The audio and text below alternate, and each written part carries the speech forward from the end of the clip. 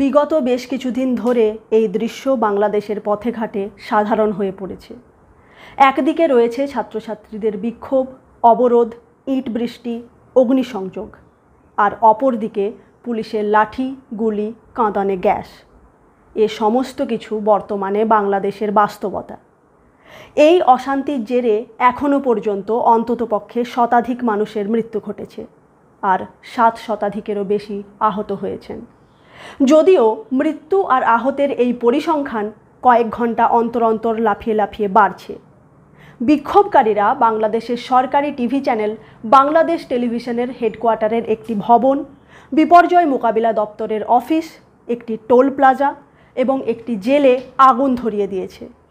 অপরদিকে সরকারের নির্দেশে বর্তমানে বাংলাদেশের ইন্টারনেট পরিষেবা বন্ধ রয়েছে। অনির্দিষ্ট সময়ের জন্য স্কুল, কলেজ, ইউনিভার্সিটিও বন্ধ করে দেওয়া হয়েছে। পুরো দেশ জুড়ে জারি হয়েছে কারফিউ, নামানো হয়েছে সেনা। এখন প্রশ্ন হচ্ছে, এই অশান্তির কারণ কি? কেন এত রক্ত ঝরছে? আর কেনই বা ছাত্রছাত্রীরা শ্রেণীকক্ষ ছেড়ে রাস্তায় নেমেছে?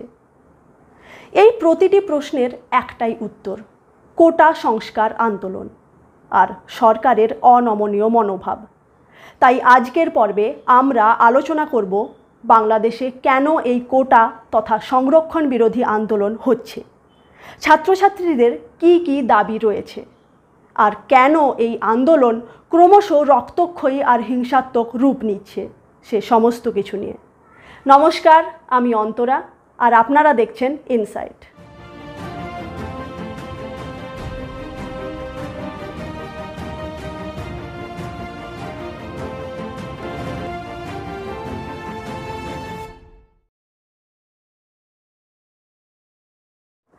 সময়টা ছিল 1952 সাল। আজকের বাংলাদেশ তখন ছিল পাকিস্তানের অংশ, পরিচিত ছিল পূর্ব পাকিস্তান নামে। আজকের মতো সেবারও ছাত্রছাত্রীদের বিক্ষোভে উত্তাল হয়ে উঠেছিল ঢাকার রাজপথ, আর সেবারও ছাত্রদের রক্তে লাল হয়ে গিয়েছিল ঢাকা ইউনিভার্সিটির ক্যাম্পাস। 1952 সালের 21শে ফেব্রুয়ারি পুলিশের গুলিতে মৃত্যু হয়েছিল 4 তরতাজা যুবকের। তার পরের দিনও এই মৃত্যু মিছিল অব্যাহত ছিল। সেবার ছাত্রছাত্রীরা তাদের মাতৃভাষা বাংলা ভাষার স্বীকৃতি আদায়ের দাবিতে অনড় ছিল। ধীরে ধীরে তাদের এই আন্দোলন গণ আন্দোলনের রূপ নেয়, আর আন্দোলনকারীদের সংহতির কাছে নতি স্বীকার করে পাকিস্তান সরকার বাংলা ভাষাকে রাষ্ট্রভাষার মর্যাদা দিতে বাধ্য হয়।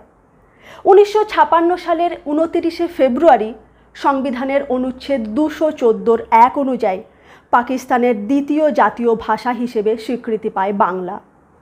তবে ঢাকা বিশ্ববিদ্যালয়ের প্রাঙ্গণে দাবি আদায়ের যে লড়াই শুরু হয়েছিল, 1952 সেই ভাষা আন্দোলন মাত্র 2 দশকের মধ্যেই বাংলাদেশের মুক্তিযুদ্ধের চেতনায় পরিস্ফুট হয়। এমন ঘটনা বিশ্বের আর কোথাও ঘটেনি। ভাষাকে অবলম্বন করে জাতিসত্তার জাগরণের সেই 21শে চেতনা, যা এসেছিল ছাত্রদের রক্তে লাল হয়ে যাওয়া পথ বেয়ে, সেই চেতনা মুক্তিযুদ্ধের চেতনায় পরিণত হয় 1971-এ। তৎকালীন পূর্ব পাকিস্তানের জনগণের ওপর পাকিস্তান সরকারের যাবতীয় বৈষম্যমূলক বঞ্চনার প্রতিবাদে শেখ মুজিবুর রহমানের আওয়ামী লীগের নেতৃত্বে অসংখ্য সাধারণ মানুষ, যাদের মধ্যে ছিল বিভিন্ন স্কুল, কলেজ, বিশ্ববিদ্যালয়ের ছাত্রছাত্রী, সমাজের শিক্ষিত ও অভিজাত সম্প্রদায় থেকে শুরু করে দরিদ্র কৃষক, প্রান্তিক মানুষ, সবাই এরা নিজেদের অধিকার বুঝে নেওয়ার লড়াইয়ে নামে। শুরু হয় বাংলাদেশের মুক্তি সংগ্রাম। পাকিস্তানি মিলিটারি ও তাদের কোলাবোরেটর তথা সহযোগীরা, যাদেরকে বলা হয় রাজাকার, তারা এই আন্দোলনকে দমন করার জন্য শুরু করে অপারেশন সার্চলাইট, যেখানে অসংখ্য সাধারণ মানুষের গণহত্যা সংঘটিত হয়। নারীদের ওপর চলে অকথ্য অত্যাচার, আর অসংখ্য মানুষকে ডিটেনশন ক্যাম্পে বন্দি করে রাখা হয়। এই অত্যাচারের জবাবে গড়ে ওঠে একটি গেরিলা প্রতিরোধ বাহিনী, যারা পরিচিত মুক্তি বাহিনী নামে।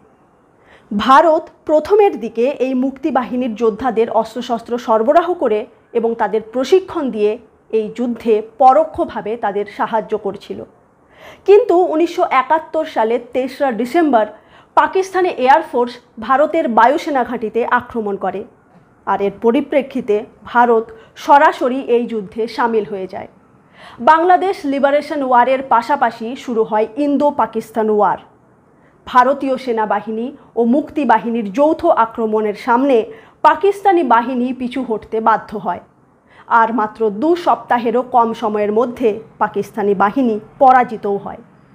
1971-এর 16ই ডিসেম্বর পাকিস্তান আর্মির পক্ষ থেকে লেফটেন্যান্ট জেনারেল আমির আব্দুল খান নিয়াজি ভারত ও বাংলাদেশের সম্মিলিত বাহিনীর commander in chief Jagjit Singh অরোরার সামনে ইনস্ট্রুমেন্ট অফ সারেন্ডারে স্বাক্ষর করতে বাধ্য হন। আর ওই দিন বাংলাদেশ আক্ষরিক অর্থেই স্বাধীন হয়, যে স্বাধীনতার ঘোষণা বঙ্গবন্ধু শেখ মুজিবুর রহমান করেছিলেন 1971 সালের 26শে মার্চ। স্বাধীন বাংলাদেশের প্রথম প্রধানমন্ত্রী হিসেবে শেখ মুজিবুর রহমান দেশের প্রতি মুক্তিযোদ্ধাদের সেই চরম ও নিঃস্বার্থ আত্মত্যাগের স্বীকৃতি দেওয়ার জন্য দেশের সমস্ত সরকারি চাকরির ক্ষেত্রে মুক্তিযোদ্ধাদের জন্য 30% সংরক্ষণের ব্যবস্থা করেন। ইন্টারিম রিক্রুটমেন্ট রুলস হিসেবে 1972-এর সেপ্টেম্বরে এই নিয়ম লাগু হয়। যদিও বঙ্গবন্ধু শেখ মুজিবুর রহমান এই 30% সংরক্ষণকে কেবলমাত্র একটি অন্তর্বর্তীকালীন নিয়ম হিসেবেই লাগু করেছিলেন, অথচ পরবর্তীকালেও সেই সংরক্ষণ ব্যবস্থা বজায় থাকে এবং তা এখনও মুক্তিযুদ্ধের 53 বছর পরেও বজায় রয়েছে। আর ছাত্রছাত্রীদের বর্তমান আন্দোলনের পেছনে রয়েছে মুক্তিযোদ্ধাদের জন্য বরাদ্দ এই 30% সংরক্ষণ ব্যবস্থা। কিন্তু এতে সমস্যাটা কোথায়? আসল সমস্যা কোথায় তা বোঝার জন্য আমাদেরকে বাংলাদেশের সামগ্রিক সংরক্ষণ ব্যবস্থার দিকে দৃষ্টিপাত করতে হবে। বাংলাদেশ সরকারের বর্তমান নিয়ম অনুযায়ী বাংলাদেশের সমস্ত সরকারি শিক্ষা প্রতিষ্ঠান ও সরকারি চাকরির ক্ষেত্রে 10% আসন সংরক্ষিত রয়েছে নারীদের জন্য, 10% আসন সংরক্ষিত রয়েছে অনগ্রসর জেলার অধিবাসীদের জন্য, 5% আসন সংরক্ষিত রয়েছে পার্বত্য অঞ্চলে বসবাসকারী বিভিন্ন উপজাতি গোষ্ঠীদের জন্য, আর 1% আসন সংরক্ষিত রয়েছে প্রতিবন্ধীদের জন্য। অর্থাৎ বাংলাদেশের সংবিধান অনুযায়ী বিভিন্নভাবে পিছিয়ে পড়া ও প্রান্তিক মানুষদের জন্য সরকার বরাদ্দ করেছে মোট 26% সংরক্ষিত আসন। এ পর্যন্ত তত সমস্যা নেই। সমস্যা শুরু হচ্ছে যখন এই 26% সংরক্ষণের সাথে যোগ হচ্ছে মুক্তিযোদ্ধাদের জন্য বরাদ্দ 30% সংরক্ষণ। ফলে সব মিলে বাংলাদেশের 56% আসনই সংরক্ষিত হয়ে যাচ্ছে, আর মেরিট বেসড সিলেকশনের জন্য বাকি থাকছে কেবলমাত্র 44% আসন। ফলে অভিযোগ উঠছে সিভিল সার্ভিস সহ বিভিন্ন সরকারি চাকরির ক্ষেত্রে মেধাকে সরিয়ে কোটাধারীরা স্থান পেয়ে যাচ্ছে। ফলে সত্যিকারের মেধাবী ছাত্রছাত্রীরা এবং যোগ্য চাকরি প্রার্থীরা তাদের উপযুক্ত চাকরি পাচ্ছে না। মুক্তিযুদ্ধের পর মুক্তিযোদ্ধাদের জন্য সংরক্ষণের ব্যবস্থা করা হয়েছিল, কারণ সে সময় অনেক মুক্তিযোদ্ধা ছিলেন প্রত্যন্ত গ্রামের হতদরিদ্র মানুষ। শিক্ষার দিক থেকে এবং আর্থিক দিক থেকে তাঁরা অনেকটাই পিছিয়ে ছিলেন। তাছাড়া যুদ্ধে বহু মুক্তিযোদ্ধা নিহত হয়েছিলেন, আর অনেকেই হাত পা খুইয়ে পঙ্গু হয়ে পড়েছিলেন।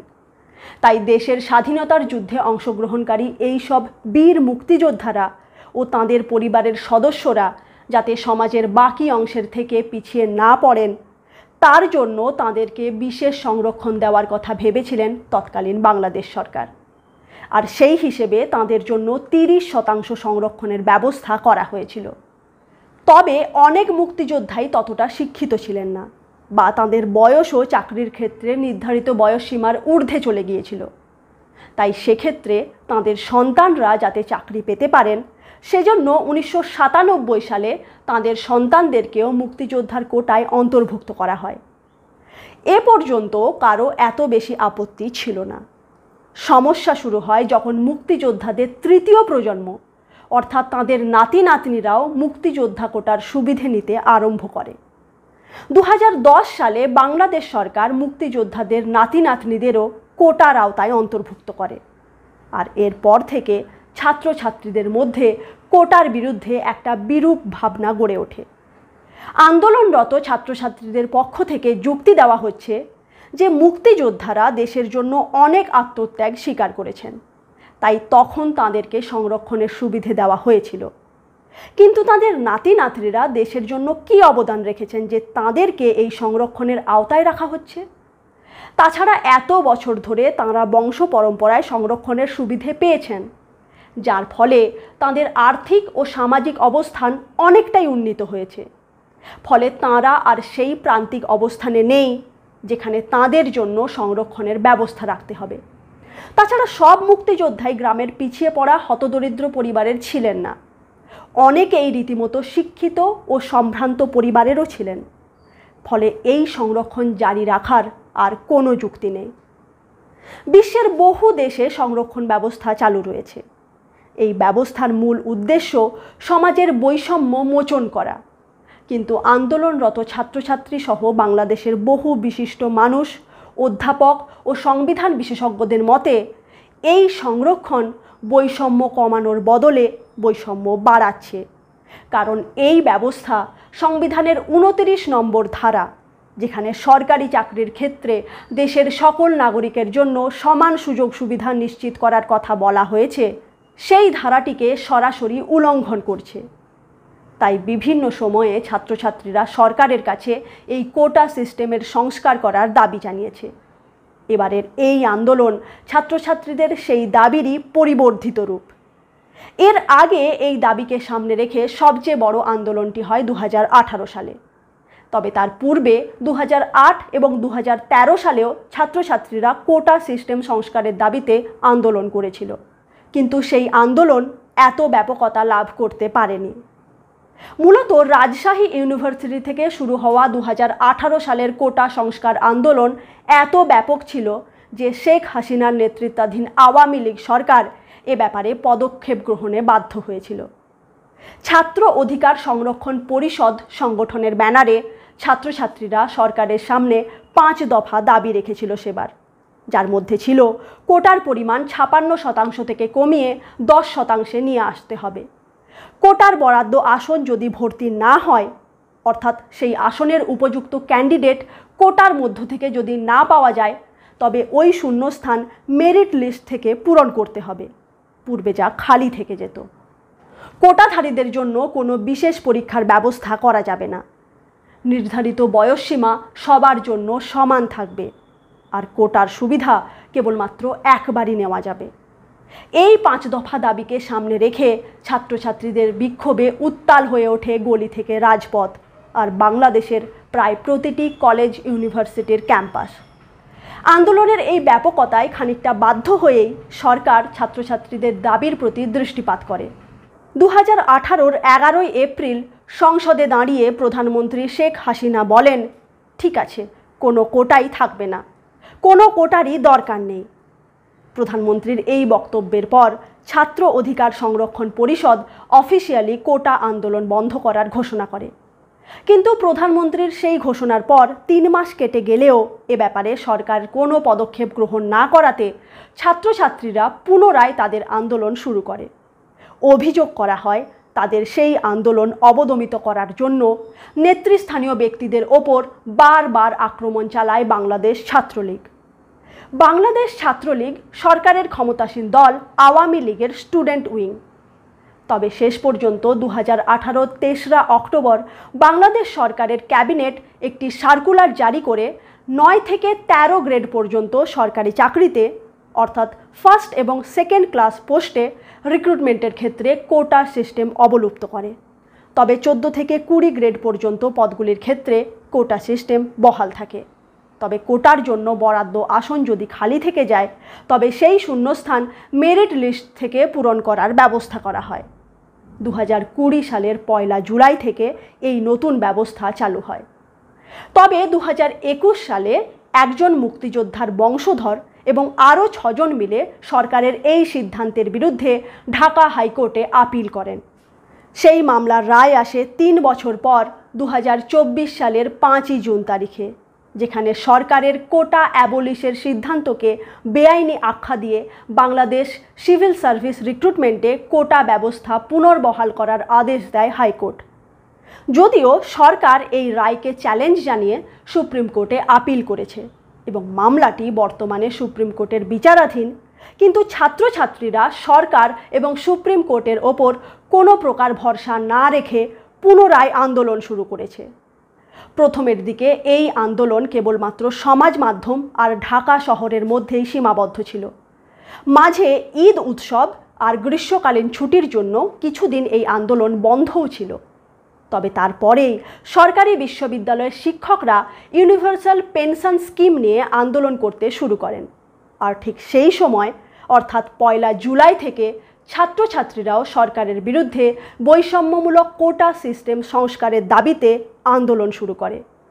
এই দ্বিমুখী আন্দোলনের জেরে ইউনিভার্সিটিগুলির পঠন পাঠন ব্যবস্থা পুরোপুরি বন্ধ হয়ে যায়।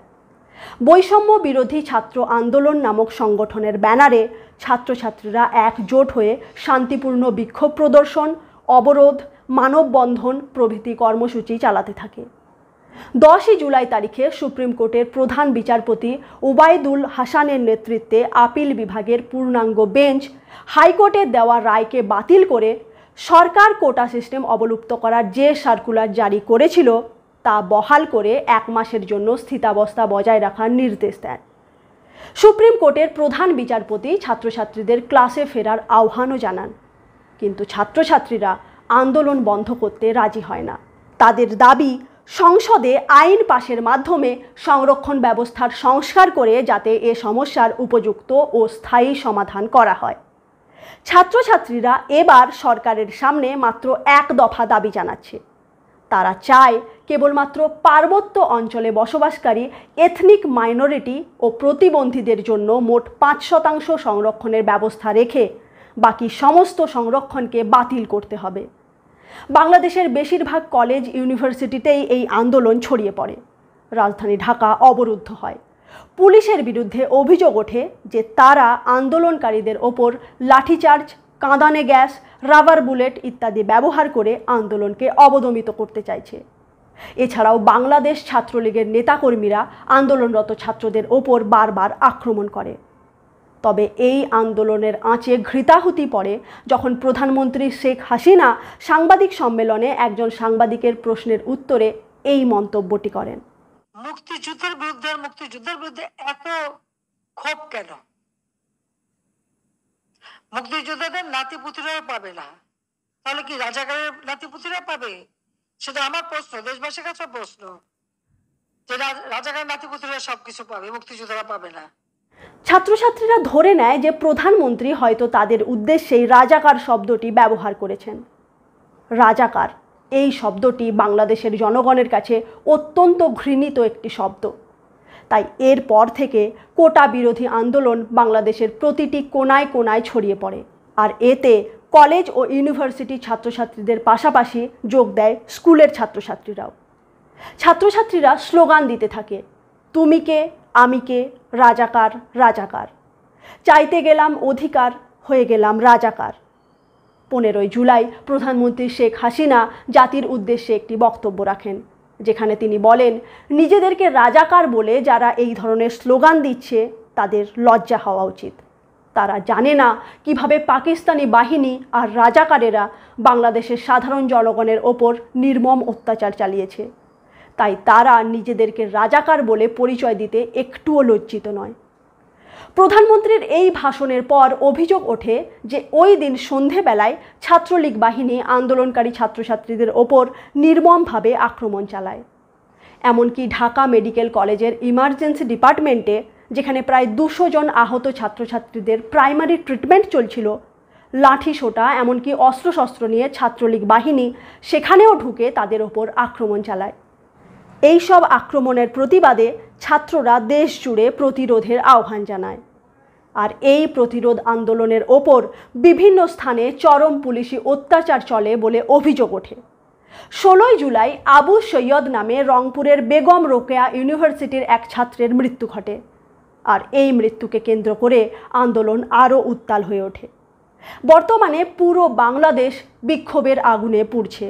আন্দোলনকারীরা সরকারি টিভি চ্যানেল বাংলাদেশ টেলিভিশনের একটি ভবন সহ একটি টোল প্লাজা এবং বিপর্যয় মোকাবিলা দপ্তরের অফিসে আগুন ধরিয়ে দিয়েছে। অসংখ্য গাড়িতেও অগ্নিসংযোগ করা হয়েছে। আর সেই সাথে নরসিংদী জেলার একটি জেলের কয়েদিদের মুক্ত করে দিয়ে সেই জেলটিতেও আগুন ধরিয়ে দেওয়া হয়েছে। পুরো বাংলাদেশ জুড়ে কারফিউ জারি হয়েছে। এবং পরিস্থিতি মোকাবিলা করার জন্য 221 প্লাটুন সেনা নামানো হয়েছে। পুরো দেশে মোবাইল ও সেলুলার ইন্টারনেট পরিষেবা বন্ধ করে দিয়েছে টেলিযোগাযোগ মন্ত্রক। কেবলমাত্র ব্রডব্যান্ড পরিষেবা চালু রয়েছে। আন্দোলনকারীদের সাথে পুলিশের সংঘর্ষে এখনও পর্যন্ত অন্ততপক্ষে 105 জনের মৃত্যু ঘটেছে বলে এএফপির খবর। গত 17 জুলাই তারিখে প্রধানমন্ত্রী শেখ হাসিনা জাতির উদ্দেশ্যে দেওয়া ভাষণে বলেন যে এই সমস্ত মৃত্যুর বিচার বিভাগীয় তদন্ত করা হবে। ক্রমাগত চলতে থাকা এই রক্তপাত বন্ধের জন্য সমাজের বিভিন্ন স্তরের মানুষজন আর্জি জানাচ্ছেন। সরকারের উচিত এ ব্যাপারে সদর্থক ভূমিকা গ্রহণ করা, কারণ ছাত্রছাত্রীদের দাবি তো অন্যায্য নয়, আর রাষ্ট্রের কাছে ছাত্রছাত্রীরা সন্তান তুল্য। রাষ্ট্রই ছাত্রছাত্রীদের অভিভাবক। তাই সহানুভূতির সাথে পুরো ব্যাপারটা সরকারের বিবেচনা করা উচিত। আর সেই সাথে ছাত্রছাত্রীদের ওপর যেভাবে আক্রমণ ঘটেছে আর যতগুলি মৃত্যুর ঘটনা ঘটেছে সেই সমস্ত কিছুর সঠিক ও নিরপেক্ষ বিচার করে দোষীদের উপযুক্ত শাস্তির ব্যবস্থাও সরকারকে করতে হবে। অপরদিকে ছাত্রছাত্রীদের আর এই আন্দোলনের যারা নেতৃস্থানীয় ব্যক্তিবর্গ রয়েছেন তাদেরও সতর্ক দৃষ্টি রাখা উচিত, যাতে এই আন্দোলন অপর কোনো কট্টর গোষ্ঠীর হাতে হাইজ্যাক হয়ে না যায়। কারণ বিগত কয়েকদিনে আন্দোলনকারীদের তরফ থেকে এমন কিছু পদক্ষেপ নেওয়া হয়েছে যা থেকে এ ধরনের আশঙ্কা দেখা দিচ্ছে। যেমন সরকারি সম্পত্তি ধ্বংস করা বা জেলের কয়েদিদের মুক্ত করে জেলে আগুন ধরিয়ে দেওয়া। কারণ সরকারি সম্পত্তি তো সরকারের একার নয়, তা জনগণের করের টাকায় নির্মিত জনগণের সম্পত্তি। তাই সরকারি সম্পত্তি ধ্বংস করা মানে আসলে তার নিজেদের সম্পত্তি ধ্বংস করা। এছাড়াও সেই আন্দোলন থেকে ভারত বিরোধী এমন কিছু স্লোগানও উঠছে যা দুই দেশের দীর্ঘ পারস্পরিক বন্ধুত্বের পক্ষে যথেষ্ট অবমাননাকর। এসবের মধ্যেই বাংলাদেশে পাঠরত 1000 জন ভারতীয় স্টুডেন্টকে ভারতে ফিরিয়ে নিয়ে আসা হয়েছে। এরই পাশাপাশি সেখানে বসবাসকারী বাকি ভারতীয়দেরও সতর্ক থাকার পরামর্শ দিয়েছে ভারতীয় হাইকমিশন। আগামীকাল অর্থাৎ রবিবার সুপ্রিম কোর্টে এই মামলার শুনানি রয়েছে। সেদিকে আমাদের সবার নজর থাকবে। এ ব্যাপারে আপনাদের মতামত কমেন্টের মাধ্যমে আমাদের অবশ্যই জানান। দেখা হচ্ছে আগামী পর্বে নতুন কোনো বিষয় নিয়ে। ভালো থাকুন, সুস্থ থাকুন। ধন্যবাদ।